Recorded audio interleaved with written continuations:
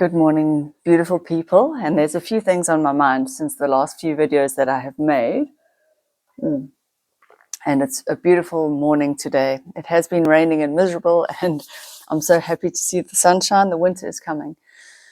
Firstly, welcome. There are many, many, many new subscribers. This channel is growing, and it makes me both nervous and excited. Nervous because this is a very raw and vulnerable channel for me. It is a channel where I aim to speak my truth at all times. But some of you may have noticed I have privated some of the previous videos I made speaking about my relationship struggles, troubles, worries, whatever it is, because I realized that if I call him my partner still, ex-partner, soon to be ex-partner, I don't know what to call him because we are still under the same roof and communicating daily. So it's almost like nothing has changed. But I realized if he were to watch some of those videos, it may be hurtful. Not that I've said anything in an attacking way, but just sharing so openly, maybe not what he would want. And he didn't get a say in me saying my piece. So as much as I am trying to focus my channel on me and my experience, when your experience is very closely bound up with somebody else's, you have to think carefully about how to speak about it. It's really difficult because I want to share my experience, but I also want to protect the people around me. And so knowing what to share and what not to share is such a tricky thing. Obviously, my ex-husband has passed, and I can speak more freely because, obviously because he's passed. I can speak about my dad who has passed. And I do believe I speak the truth from as loving a standpoint as I can. But sometimes the truth is not always pleasant and pretty. For example, my ex-husband was a very antagonistic personality type. And so that is the truth. But, if he or any of his loved ones were to hear me say that, it would not be well received. And therefore, I can only speak about that now that he has passed, even though he admitted it and he knew it. To share these kinds of things publicly is very tough. My dad was a very rigid personality. And, again, if he were alive, for me to say such things, he may not have understood why I would want to share that or what I'm sharing. Anyway, so I digress. So what I'm saying is I'm going to be a truth teller, but from my point of view, and some stuff I may just have to not speak about because I have to be mindful of those in my life, and that is really hard. As many of you know, I'm going through a season in my life where everything is up in the air. 2 months ago, my ex-husband, the father of my child, was shot and killed. It was brutal, very traumatic. We are still dealing with the emotions of that. And then my partner, soon to be ex-partner, admitted to me he was an alcoholic and he is now in AA. And that is all I will share, other than to say he's a good person, but every relationship has its problems. I am also part of the problem, and I take full responsibility for that. And the two of us have done a dance that, whilst it has been the healthiest relationship I have been in to date, it has its problems, as most relationships do. In fact, I would say 99.9% of all relationships, romantic relationships on the planet, are troubled. I have yet to meet a couple that is just smooth sailing. And the ones that make it work just keep going through the difficulties. So I'm not here to give you relationship advice, but I'm here to share my struggles. And I would like to tell you that from my point of view, if you want to exit a relationship, sometimes just the deep inner knowing that this is not going to work and this is the end for you. You can't think or speak or decide for the other, but for you, that is enough. What I have found sometimes in the ending of my relationships in the past is that I have looked for problems, nitpicked, and then exited, where what I should have done is just simply said, I no longer want to do this dance with you. I thank you very much for everything, and I'm bowing out gracefully and exiting. But what I've come to realize in modern Western society, I can't speak for any other societies, is that we have this notion that we must cling on and try and make it work at all costs. And that is to do with marriage vows and the sanctity of marriage. And I'm even talking in just a committed long-term relationship, we tend to take on the weight of this is like a marriage. And I know that when you join your lives and you knit them together, pulling it apart can feel like a huge rip. It is a huge rip. But it doesn't mean that you must stay just for the sake of staying or just for the sake of saying, I have this long relationship that has lasted many years. Again, I'm not saying to flee. I'm not saying to give up, to run at the first sign of difficulty. One needs to examine very carefully why one got into that relationship and why one needs to leave, to make sure that it is truly the right decision, because sometimes you can exit too quickly at the first sign of trouble and then have regrets later on. And a lot of you can hear that the thought of leaving my current partner is not an easy one for me. The decision to move out is a really tough decision.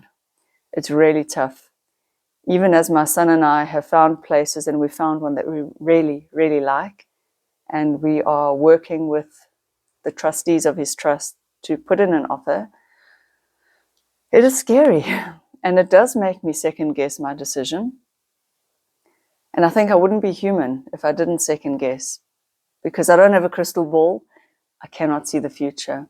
I cannot know if this is the right choice. I cannot know if, but here's the thing that I really want to share with you, and I believe is something we all need to think about.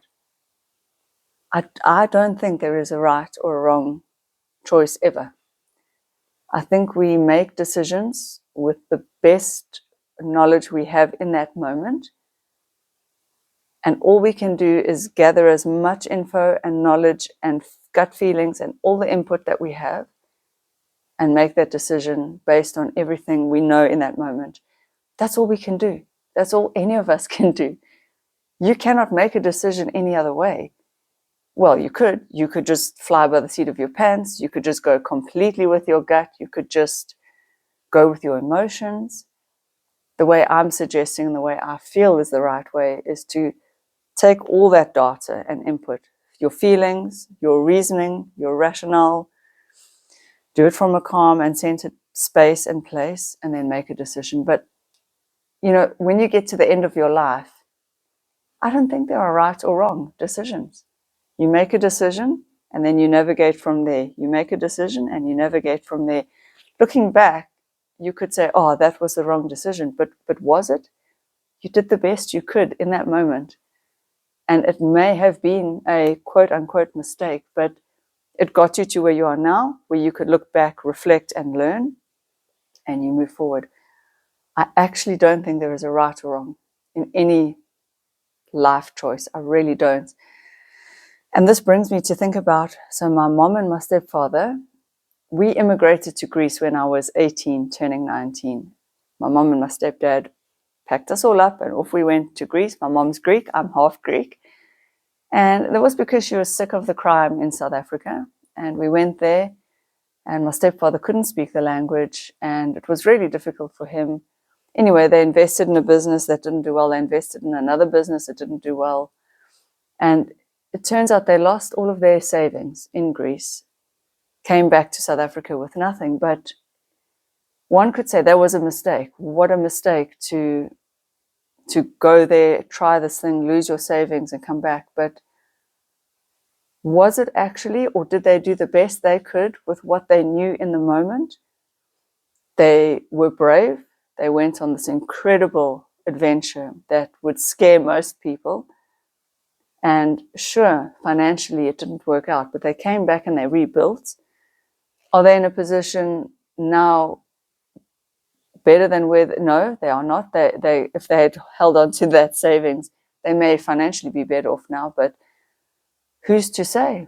Who knows? Who knows what could have happened in an alternate universe if they had made an alternate choice? You just don't know.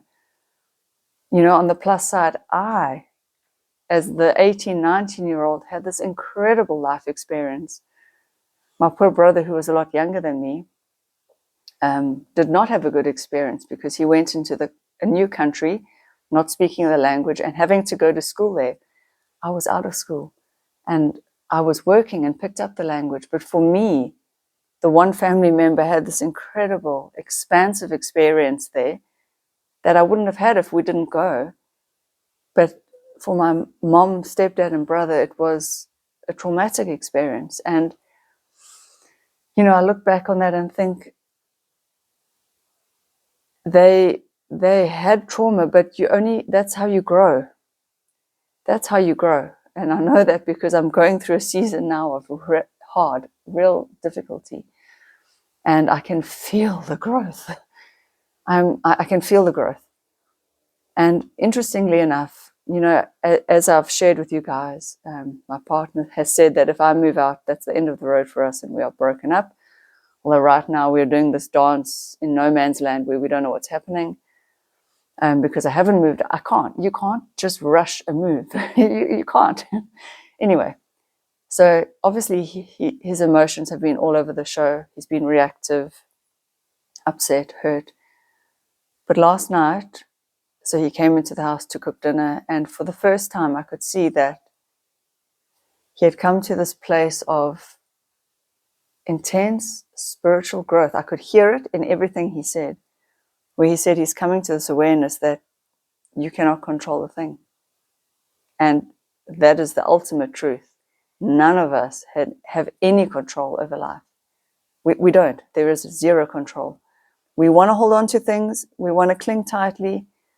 But the truth is, things are always changing. Things are always evolving. There's always birth and death. Seasons change. Your feelings change. Your emotions change. What you think today is not what you will think tomorrow. I can guarantee you that.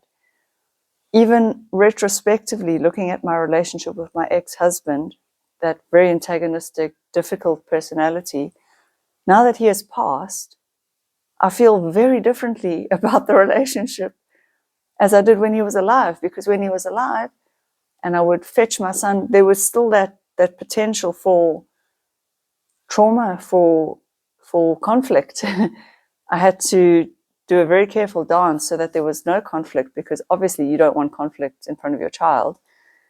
Now that he has passed, I can look back with a lot more love and gentleness and kindness on the relationship, and I can remember the absolute love I did have for him. But when I would see him when he was alive, I couldn't. I had to just think of the reasons that I left so that I could keep him at a distance, because I knew if I allowed him closer, even just in a co-parenting situation, I would get hurt again. And so it's funny how all of a sudden my perspective has shifted to probably the right one, where I can see all the good and all the bad. And that is how humans are, good and bad. All of us have our good and our bad. And none of us are perfect. Sometimes I think Eckhart Tolle might be, but who's to say? He probably irritates the shit out of his wife, so I'm sure he's not perfect. But yeah, today is just a reflection on how does one navigate life, and how does one exit a relationship with as much grace as possible and as much love? It's actually harder to leave a relationship when there's nothing really, no major fault, no major disagreement, no major trauma, no major, like right now, I have no major reason to leave other than I'm just not feeling it. I just believe we are better off apart. And it's really hard to leave a relationship with a person who is so good and kind. And I know that I've received some comments. Some of you just don't understand. Some of you are thinking like I'm the problem, and I may be, very well maybe. Some of you are just thinking like, what's wrong with her? But just because someone is good and kind doesn't mean you have to stay. Because they are good and kind, but the two of you together may be doing a dance that is not healthy for either of you, even though you're both very good people. And I have seen this. I have seen this in other relationships throughout my life. I've seen people, two very good people, struggle together. Their dynamic is just not right for either of them. And I guess that's where I will leave the description of my relationship today. My partner and I are doing a dance. He's a very good person, and I think I'm a good person. Some of you may disagree. And I think we are doing a dance that, if I look into the future, will just bring the same hurt that we are doing now. It will just be kicking it down the road if I stay. I don't see a future in this relationship. And really, that is really what it should boil down to. One shouldn't have to always look for a problem or a negative or a greater reason why you leave, And I think sometimes we do that. We start fights, we pick fights, we look for reasons, but then again, I have this very expansive view of how I think relationships should be as we evolve in our consciousness. They should be a lot more, what is the word? There should be a lot more freedom in a relationship. More freedom to be yourself, more freedom to be independent. And I know that's hard because you start to depend and you start to co-mingle and codepend and cohabitate and co-everything. But it should still be two whole individuals that just want to spend time together. And that's really difficult to do in our society. Anyway, just some thoughts, just some reflections. And I love you guys. I'll see you in the next video. Bye.